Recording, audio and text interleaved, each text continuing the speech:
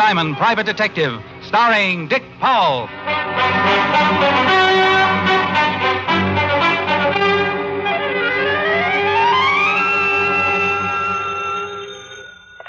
Diamond Detective Agency. Murders are better than ever. Mr. Diamond? I stand condemned. My name is Arnold Bryce. I'm an art collector. Well, unless you're looking for empty beer bottles, I'm afraid you have the wrong man. You're a detective, aren't you? That's right. Well, then you're the man I want. How soon can you come over to my home? Well, that depends on two things, where you live and what you want me for. I live at 9607 Riverside Drive. But I'd rather tell you the nature of your assignment in person, if you don't mind. Well, that suits me, but my fee is $100 a day in expenses. Still want me to come over? Money is no object, Mr. Diamond. Please hurry.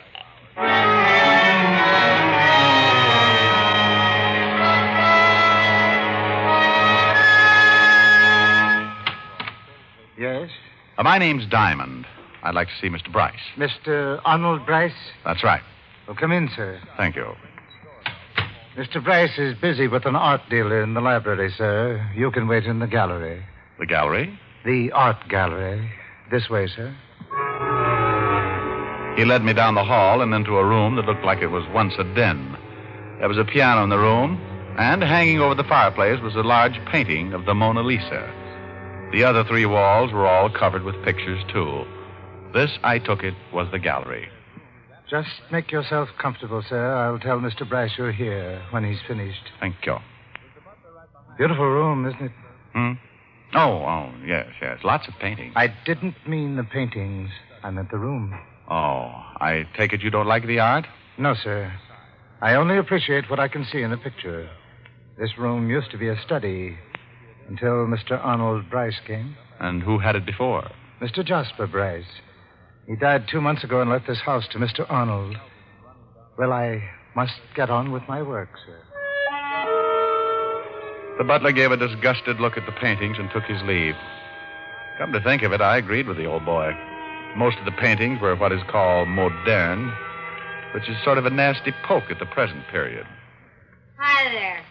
You're a burglar, just help yourself. Take them all if you want to. Well, I didn't know I had company. That's because you're not a very good burglar. You should be more careful. You, no doubt, are the local police force. No, I won't turn you in. Oh, what's the use? Used to be I could joke. Used to be I liked to joke. Now it's no fun. Who are you, really? What do you want here? Can I fix you a drink? Hey, that's a lot of questions for a little girl. Little girl. She staggered over to a couch and sat down while I took a good look at her. Beautiful is a word thrown around a lot these days, but it could only describe her. She had soft brown hair, big brown eyes, with a sort of a pleading look about them. She was wearing a pair of lounging pajamas, but her figure was nothing to speak of. When you found one like this, you kept the news to yourself. Ugly. What's that? I said ugly. Oh. Meaning those pictures. You like pictures? Oh, you look like the type who would like pictures. Well, I'm flattered. Look at that one. You ever see such a mess? That's night chasing away the morning in September. Well, you could have fooled me. That's my husband's favorite. You a friend of my husband? No. Neither am I. All he does is buy paintings. He's a nut about paintings. He should have married one. You must be Mrs. Bryce. I must be. Then that's life. Oh, who'd you say you were? I didn't, but the name's Diamond. My name's Della. You know... Mr. Diamond, Mr. Bryce will see you now. Oh, get lost, Timothy. Mr. Diamond and I are just getting acquainted. But Mr. Bryce said... Mr. Bryce. All right, you better go and see him, Mr. Diamond. My husband hates to be kept waiting. Me, I'd rather be alone anyway.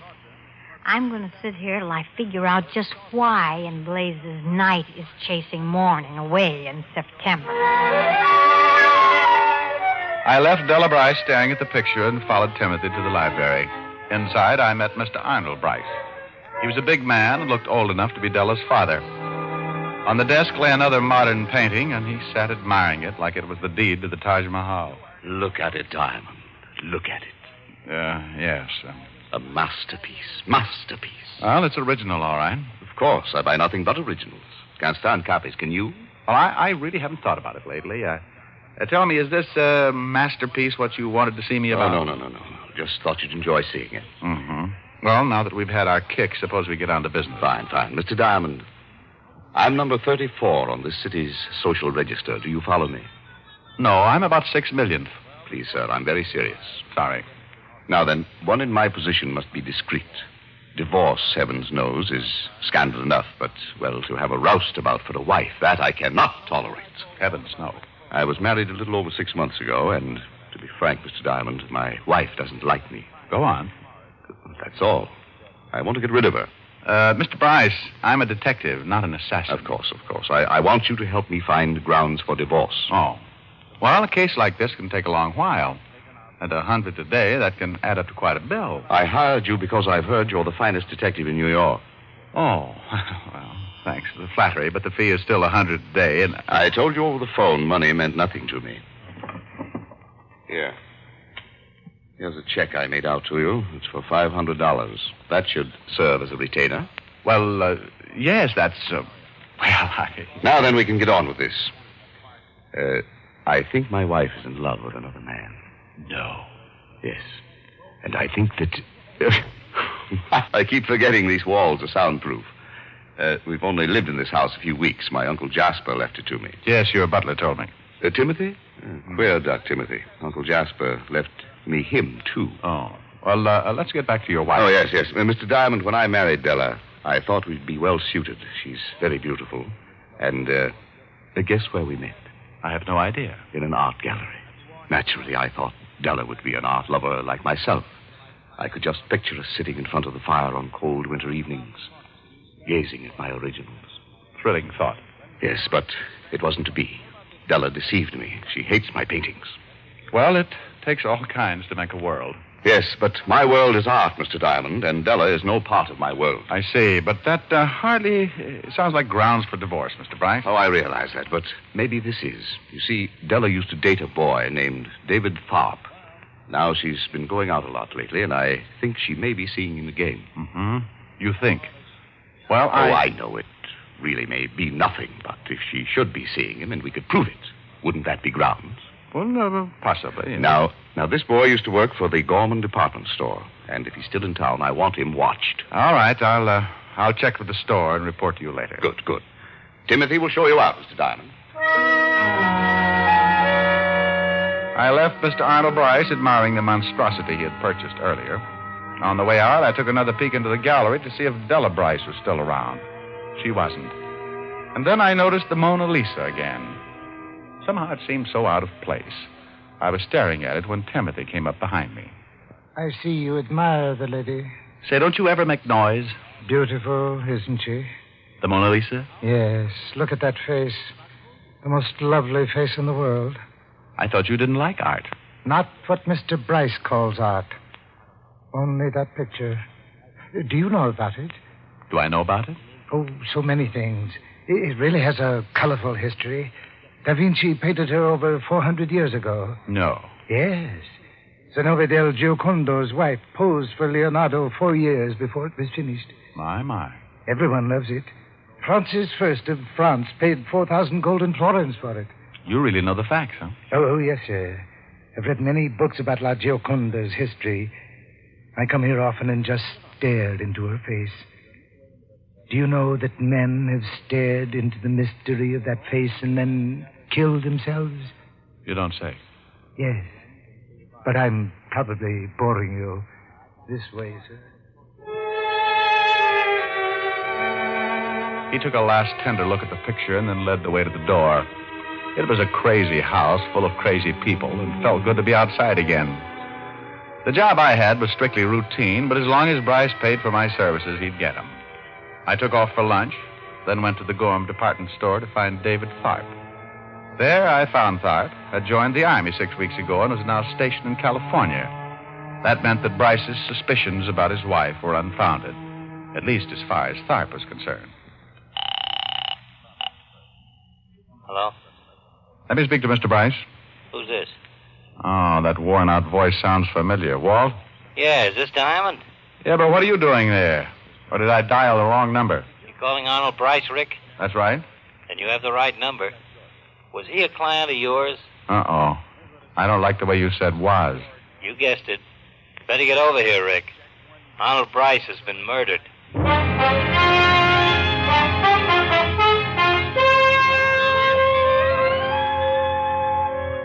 In my pocket was a check for $500 signed by one Arnold Bryce. This same Arnold Bryce was now dead, according to Lieutenant Walt Levinson, who was very reliable in these matters. I took a cab to the Bryce home on Riverside Drive. Timothy, the tall, gaunt butler, again let me in. His expression hadn't changed since I'd seen him earlier. Well, Timothy, a lot of excitement around here, huh? Yes, sir. The police are in the gallery. So is Mr. Arnold's body. Gruesome sight. Rick. Hello, Walt. He's in there. Want to have a look at him? Why not? The boys from the lab are all finished. There he is. Head bashed then, huh? Coroner says he's been dead for about 2 hours. That places the time of the murder around noon. Found the murder weapon? Nope. Figure it must be the missing poker from this fireplace set. Got the boys upstairs now looking for it. Who found the body, Walt? Mrs. Bryce. Otis is in the library now taking her statement. What's your angle in this? Well, Bryce hired me for some stock investigating. He was thinking of divorcing his wife. Well, at last we've got a motive. She finds out he's getting rid of her and knocks him off. Maybe. Who else was in the house? It's the butler, the maid, and Mrs. Bryce. Otis is sure the butler did it. Been reading murder mysteries again. No. How about visitors? Anyone come to see Bryce around noon? No, apparently not. Looks like an inside job, Rick. We've got 3 suspects, and all we can do is grill them till one of them breaks down. So we might as well start on the wife. Mind if I sit in? No, come on. We left the gallery and walked down to the library. Inside sat Della Bryce, patiently answering the questions of that master detective, that super sleuth, Sergeant Otis Loveloon. Hello, Lieutenant. I got a statement down on paper, and I'm asking some questions on my own. She's, Oh, Diamond. Don't look so happy, Otis. Hello, Mrs. Bryce. Well, you come back. That man, Lieutenant, he's the one who saw my husband earlier. Yes, we know that, Mrs. Bryce. This is Richard Diamond. He's a private detective. Oh. Well, what would Arnold want with a private detective? It seems he was planning to divorce you. Or didn't you know that yet? Divorce me? You're kidding. You want to tell us the joke, too, Mrs. Bryce? Oh, this is a good one. Oh, come now. Maybe it's Otis, Walt. After all, she's been looking at that face of his for an hour. Can you blame her? Hey, I heard that. Oh, I'm sorry, but that just struck me funny. That worm of a husband was going to divorce me. Well, I've already talked to a lawyer about getting rid of him. I take it you and Mr. Bryce didn't get along? You said it. I married Arnold because I thought it'd be fun to have a big home and a nice car. All those things money can buy. Go on. Well, the money part was okay, but Arnold... Well, a girl can only take so much. It's a nice, respectful way to speak of the dead. All right, so he's dead. So now I get all that money and don't have to put up with Arnold. I should cry? Maybe a jury will think you picked up a poker in order to get that money. Now, look. Just because I'm not crying and moaning about how much I loved Arnold doesn't mean I killed him. I didn't. We'll decide that.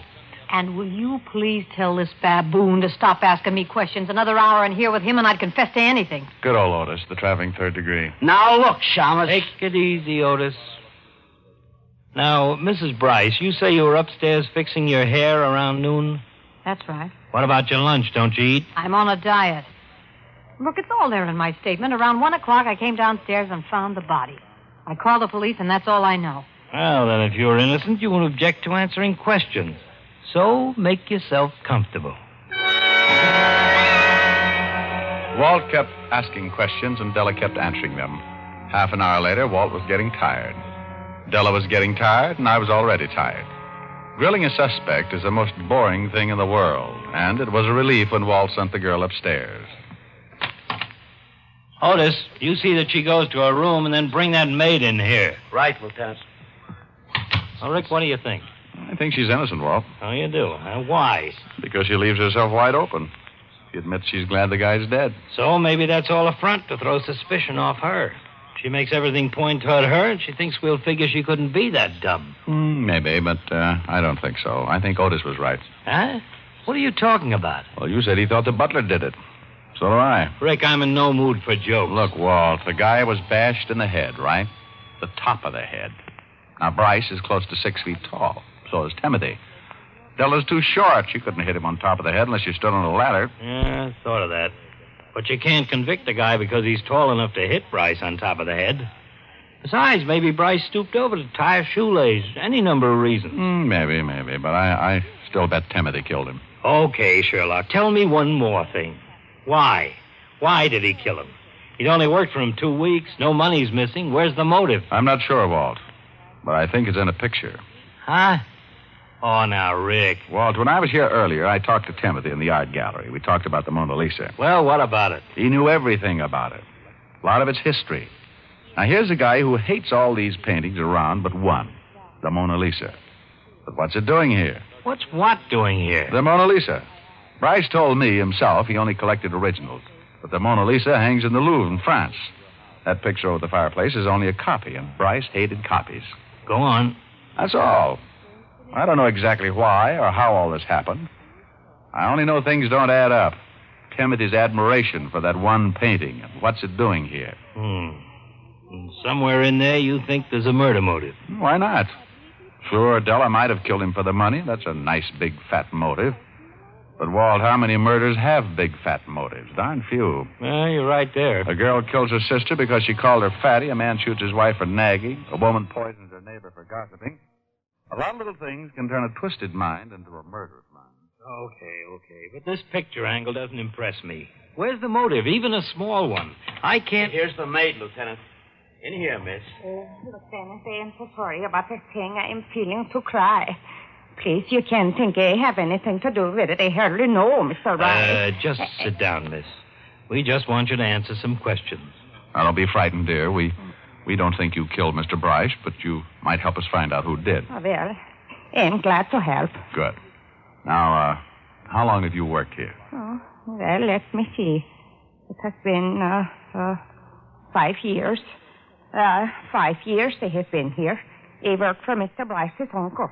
Then when he died, I stay on. Uh-huh. And Timothy, how long has he worked here? Oh, goodness. Timothy has been here all his life. He has told me about it. His father worked for the old Mr. Jasper Bryce and his mother, too. Timothy, he grew up in that house. Then when his father died, he'd take over his job. I see. Now, about the young Mr. Bryce, Arnold. Was he easy to get along with? Well, I don't know him so well, but they have no trouble with him. Timothy does not agree with him at times, but they have no trouble. Timothy doesn't agree with him? What do you mean? Well, Mr. Arnold changed a lot of things. Moved furniture and such. Timothy thinks they look better where they have always been. Just this morning they argue. Mr. Bryce wants Timothy to get rid of something, but they do not remember what it is. Oh. Then one more question. The room with all the paintings. Do you remember that room before Mr. Arnold Bryce came here? Oh, yeah. He used to clean there. But there was not all the paintings there then. No painting? Not all there is now. Just the one. The painting of the pretty lady. The Mona Lisa. What did you say? The Mona Lisa. Yeah, that's it. That is what Timothy and Mr. Bryce was having words about this morning. The Mona Lisa. That was it. I looked at Walt, and I could see that he was interested. Now there was a motive. Oh, not the big headline motive, just the kind you'll read on page 6 of your local paper. The kind of story that usually says the murderer is now undergoing sanity tests. Otis showed the maid out and left Walt and me with our little brains racing a mile a minute. I don't know. We still haven't got anything to convict him. Walt, he's a psycho, that's for sure. Now, the way I see it, he's crazy about that one picture. He grew up in the house. Maybe it means something to him.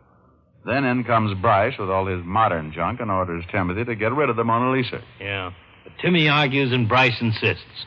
They were both in the library, so maybe Bryce was even going to take it down himself. Could be. Then our boy gets mad, grabs the nearest thing, which happened to be the poker. Okay, so it fits. We have a theory. But we still need one thing to convict him. A confession. Yeah. Maybe we can use the Mona Lisa. What?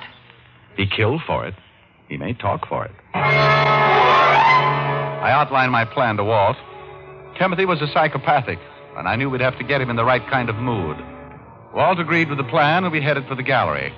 They had removed Bryce's body from the room, and only a deep red spot in the carpet was left. Walt went looking for Timothy, and I moved over to the piano.